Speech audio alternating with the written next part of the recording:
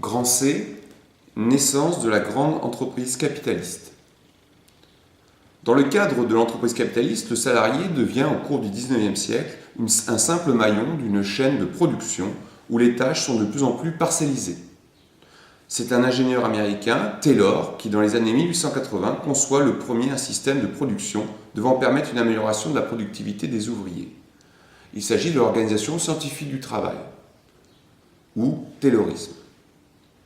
Ce système consiste à diviser les tâches complexes en une série de tâches simples,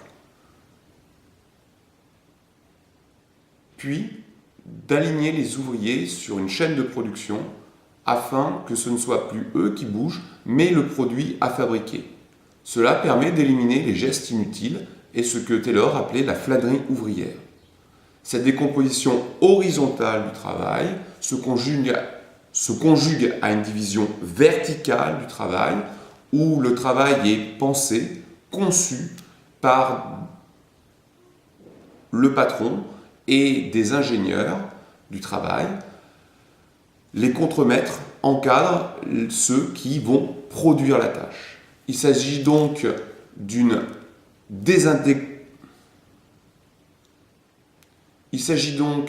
d'affaiblir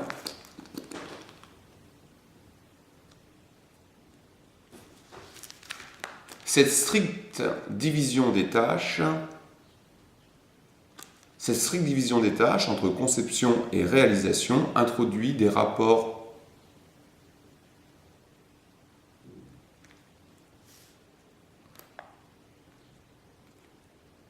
Ce système organise une stricte séparation des tâches de production et des tâches de conception. Ces innovations sont mal reçues par les ouvriers qui perdent une nette qualification et autonomie dans leur travail. Mais en revanche, elles entraînent une amélioration considérable de la productivité. Henry Ford parachève le nouveau système de production en mettant au point en 1908 la chaîne de montage, qui apporte à l'ouvrier les pièces à monter, permettant ainsi la réalisation de gains de temps et donc de productivité, selon la fameuse devise « Time is money ». Il parvient ainsi progressivement à standardiser la production, ce qui entraîne une baisse nette des coûts de production et donc des prix du modèle de ces voitures. Une partie de ces gains est redistribuée aux ouvriers. C'est donc aux États-Unis qu'apparaît le principe de la société de consommation de masse à la veille de la Première Guerre mondiale. Il faudra attendre après la Seconde Guerre mondiale pour voir ce système se répandre véritablement en Europe, malgré de timides introductions, notamment dans des entreprises automobiles comme Renault.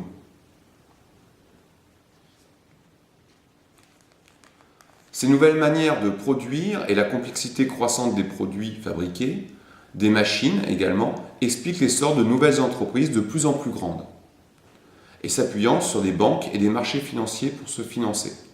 Effectivement, la banque et la bourse n'ont pas existé de tout temps. Ce sont des inventions, sous la forme où nous les connaissons actuellement, des années 1860-1870. Ainsi apparaissent des sociétés par action capables de réunir des capitaux de milliers d'investisseurs et de se financer grâce aux nouvelles banques qui accompagnent ce mouvement.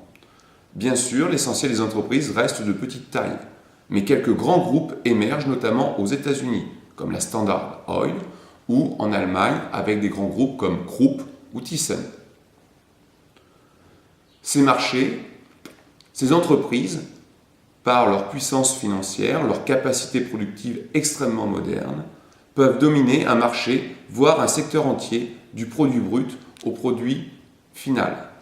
On assiste donc à une concentration verticale de la matière première à la vente du produit fini et une concentration horizontale car ces grands groupes finissent par racheter ou détruire leur concurrence, ce qui mène à des situations d'oligopole. Seules quelques entreprises dominent un marché, voire de monopole.